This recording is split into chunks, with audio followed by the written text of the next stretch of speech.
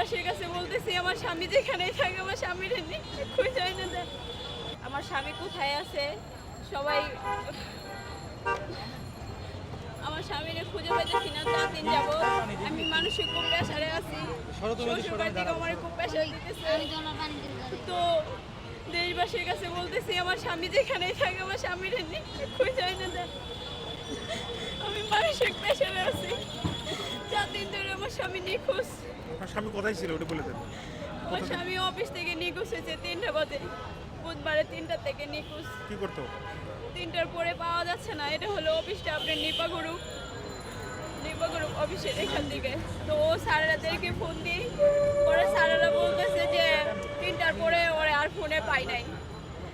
ওরে পরে রাতটা থেকে পরে সকালবেলা আমি গেছি ওদের অফিসে, যাওয়ার পরে বলছে যে আমরা হেল্প করবো। পরে ওর অফিস থেকে ওর স্যারেরা থানায় ফোন দিছে, ফোন দিয়া অজি স্যারের মনে ফোন ধরে নাই।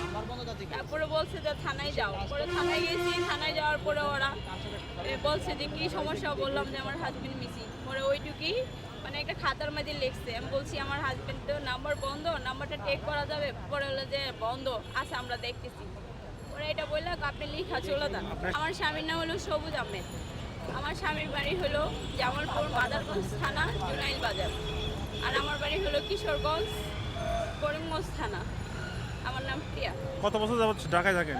ঢাকা থাকি অনেক দিন যাবত। আমার বিয়ে হয়েছে প্রায় 8 বছরের মতো। আমার ছেলে আছে 6 বছরের।